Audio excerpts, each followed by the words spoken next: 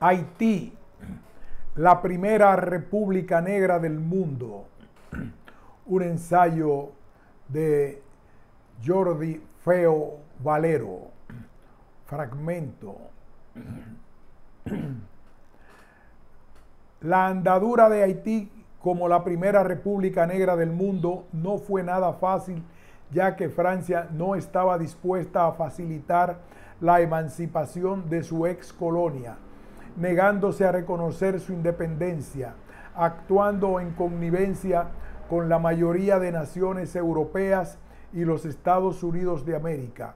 No fue hasta que la antigua metrópoli consideró que el proceso de emancipación de su ex colonia era irreversible, que aceptó su independencia. Este reconocimiento por parte de Francia tuvo como contraprestación el pago por parte de Haití de una indemnización valorada en 150 millones de francos, pagables en cantidades iguales a lo largo de 5 años. Por su parte, los Estados Unidos no reconocerían la independencia de Haití hasta el año 1862, más de medio siglo después. Consideraciones previas. El principal problema con el que se encontró Haití fue que se adelantó a su época al iniciar un proceso de descolonización que no se consagraría hasta años después. Las potencias coloniales europeas y los Estados Unidos no estaban preparados para que el hombre blanco y sus antiguos esclavos tuvieran una relación de igual a igual. De hecho, la independencia haitiana se inició con una asfixia económica.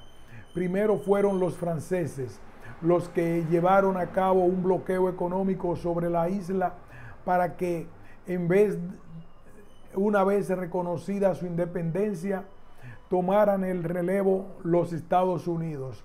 Esta norma, conocida como la Logan Bill, prohibía a los comerciantes americanos tener tratos con cualquier territorio de Haití que no estuviera en posesión de Francia. Algunos autores, como Tim Matheson, dejan entrever que el embargo comercial pudo deberse a una contraprestación pactada para facilitar la venta de Luisiana a los Estados Unidos entre Napoleón Bonaparte y el presidente norteamericano Thomas Jefferson en 1803. Haití nació y creció pobre. No se trataba de una pobreza por falta de recursos, sino una pobreza causada por la asfixia financiera a la que la sometieron el resto de países, unido al desgobierno que ha caracterizado a la clase política haitiana desde su independencia. Jean-Jacques Dessalines, el gobernador vitalicio. El día de la proclamación de la independencia, los generales reunidos pidieron a Jean-Jacques Dessalines que adoptara el título de gobernador vitalicio, lo que aceptó. Por su parte, Napoleón acababa de ser nombrado emperador, ante lo que Dessalines, que no se consideraba menos que Bonaparte, se proclama emperador de los haitianos el 22 de septiembre de 1804 con el nombre de Jacques I. Fue coronado emperador el 6 de octubre en la ciudad de Le Cap. El 20 de mayo de 1805, su gobierno proclamó la Constitución Imperial. Esta norma cuenta con el título preliminar y 28 artículos. En su artículo primero cambia el nombre del país para que pase de llamarse Saint-Domingue a Haití, nombre con el que los indios taínos denominaban a este territorio y que significa tierras altas. Esta constitución consolidó un régimen totalitario de corte militar. El emperador hace lo que quiere, sanciona y deroga leyes libremente, nombra y destituye a los funcionarios del Estado. La sucesión de la corona no es hereditaria. El artículo 26 establece que el emperador designará a su sucesor de la forma que considere oportuna antes o después de su muerte. Fue a causa de este autoritarismo que el primer emperador de Haití fue perdiendo apoyos. Ante el temor de un retorno del ejército francés a la isla, Jacques I impone un régimen draconiano basado en una militarización de la población. La única riqueza que le quedaba a Haití era la agricultura. Los mulatos habían ocupado el hueco dejado por los blancos en la clase social haitiana, mientras que los negros se veían obligados a trabajar en las plantaciones. Nadie estaba contento. La población negra deseaba una reforma agraria que le permitiera ser propietarios de parcelas de tierra, mientras que la clase dirigente mulata temía que se llevara a cabo un control exhaustivo de los títulos de propiedad de sus tierras que les hicieran perder lo que se habían apropiado por una política de hechos consumados sin base legal.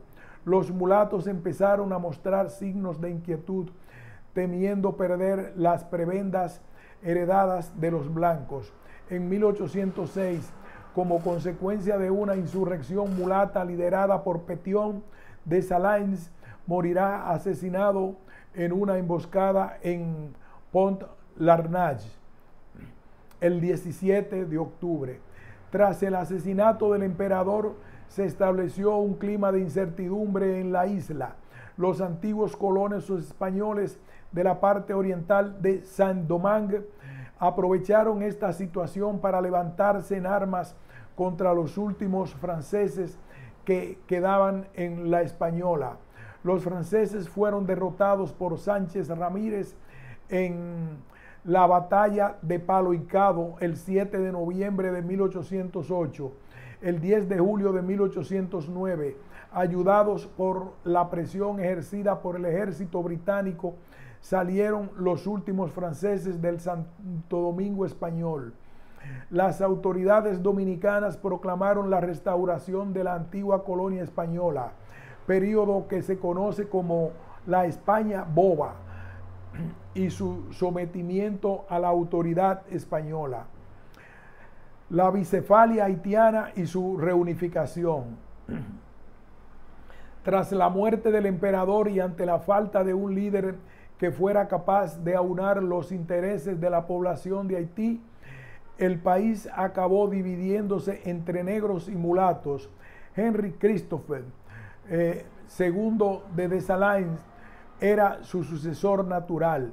El 28 de diciembre de 1806, la Asamblea Constituyente de Haití le nombra presidente de la República y proclama una nueva constitución que limita sus poderes. Christophe lo considera una provocación al considerar que se rebaja al jefe del Estado al papel de un simple figurante en manos del Senado. Rechaza el nombramiento y moviliza a sus tropas para sitiar Puerto Príncipe, lugar donde se encuentra la asamblea. Los diputados, lejos de amedrentarse, envían a su encuentro a las tropas que tienen disponibles al mando del general Pétion. El general no solo derrota a Christophe, sino que lo hace batirse en retirada y desplegarse al norte del país. Una vez en la provincia del norte, Henry Christophe organiza su propio gobierno que lo nombra presidente vitalicio con plenos poderes. En marzo de 1811 se hace proclamar el rey de Haití bajo el nombre de Henry I. Creó una nobleza y mandó edificar varios palacios como el de Sanssouci en la Ciudadela La Ferrière. no lejos de la capital, dominado por la excentricidad y la ira. El pueblo se fue hartando de él. En 1820 es abandonado por sus generales. Su reinado finaliza el 8 de octubre de 1820, cuando, acosado por los militares, decide poner fin a su vida. Tras la negativa de Christophe de ser nombrado presidente de la República, el Senado no tarda en buscar otro candidato. El 9 de marzo de 1807, el general Pétion es elegido primer magistrado y presidente de la República. El gobierno de Pétion se caracterizó por la redistribución de parcelas de tierra, lo que dio una gran popularidad y sostuvo la rebelión del noroeste contra Henry I Christophe.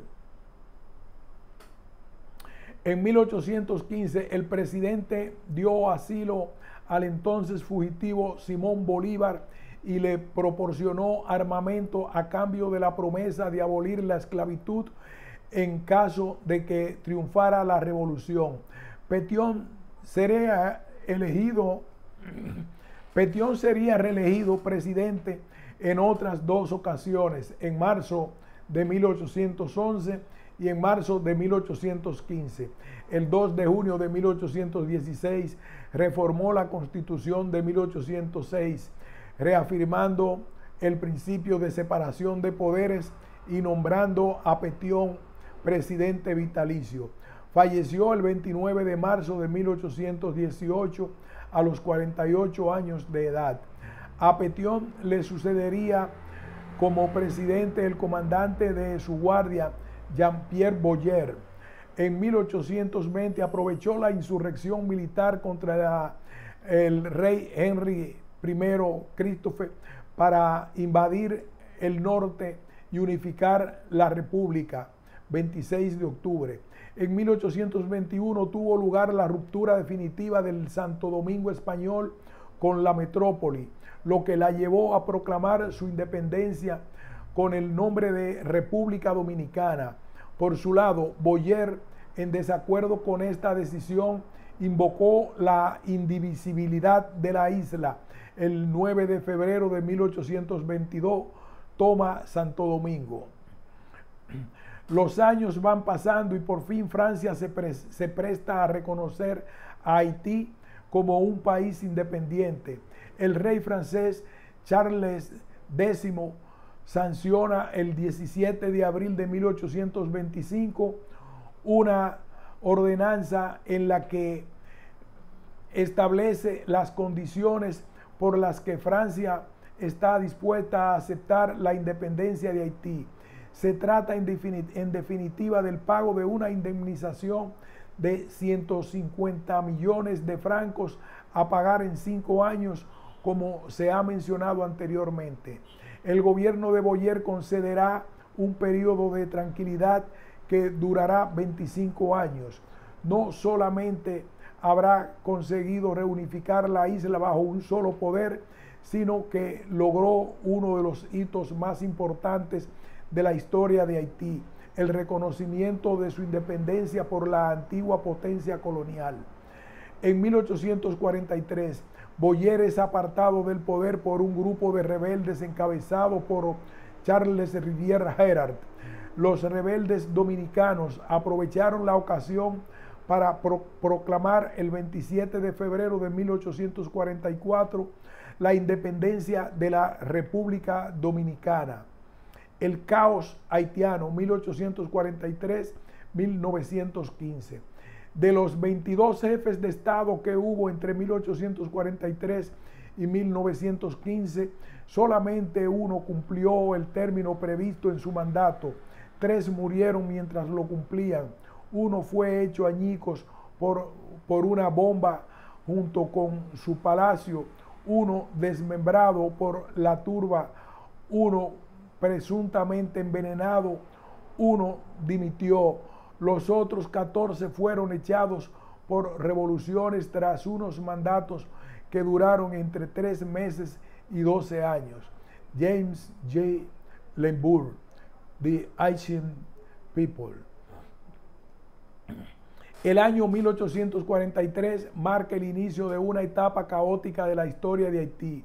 A lo largo de este periodo no solo se aprobaron 8 constituciones, sino que el tiempo medio de mandato de los 4 siguientes presidentes de la República fue inferior al año. El señor Gerard sucedió a Boyer en el poder en abril de 1843, pero se vio obligado a dimitir en mayo de 1844. Su sucesor fue Philippe Guerrier, el cual falleció en abril de 1845 y fue sustituido por Jean-Louis Pierrot hasta marzo de 1846, fecha en la que dimitió. A Pierrot lo sucedió en el cargo Jean-Baptiste Richet hasta febrero de 1847. El 1 de marzo de 1847 jura el cargo Faustin Soulouque.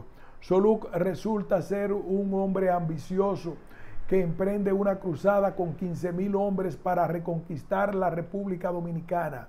Avanza sin demasiados problemas, ganando batalla tras batalla, pero en un momento dado, cuando parecía que tenía todo a su favor, da la orden de retirarse y vuelve a Puerto Príncipe.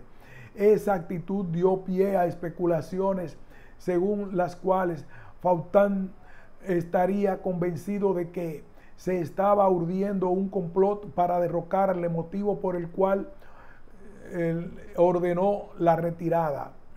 El 25 de agosto de 1849, Faustin Soulouque se proclama emperador con el nombre de Faustin I.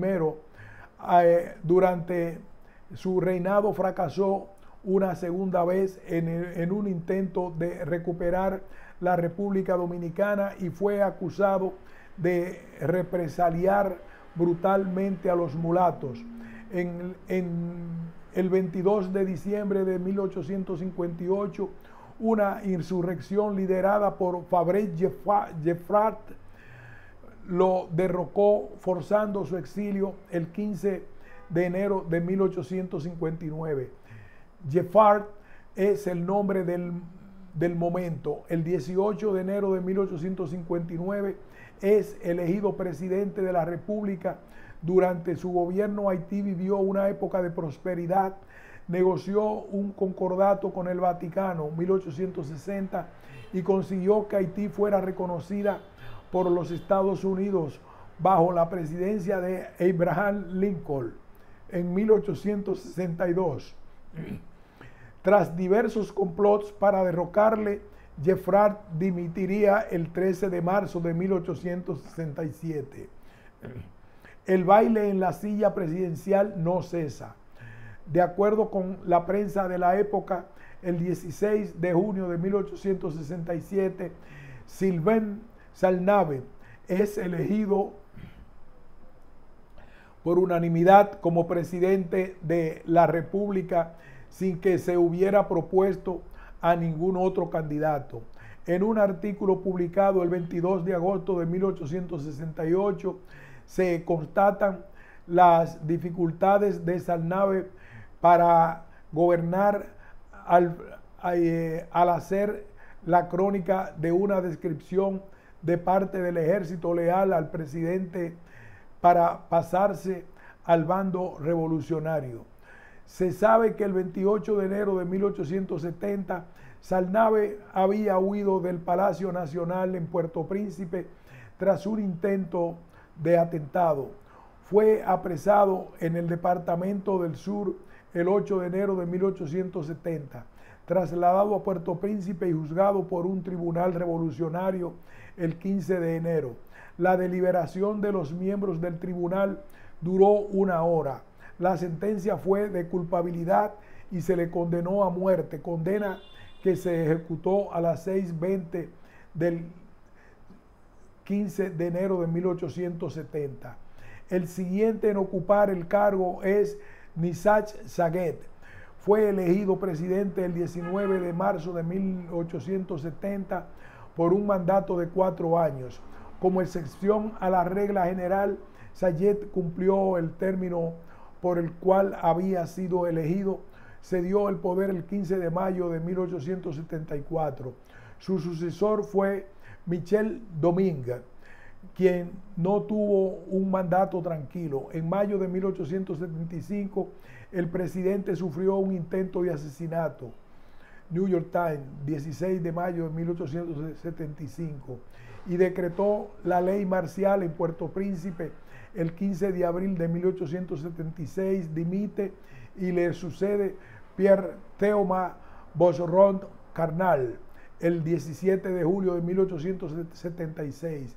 Carnal pasa por el poder sin pena ni gloria y dimite el 17 de julio de 1879.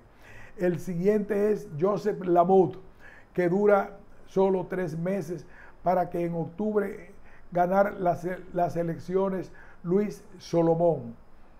A partir de este momento se inicia un periodo de estabilidad que, con Solomón como presidente, dura hasta mediados de 1888.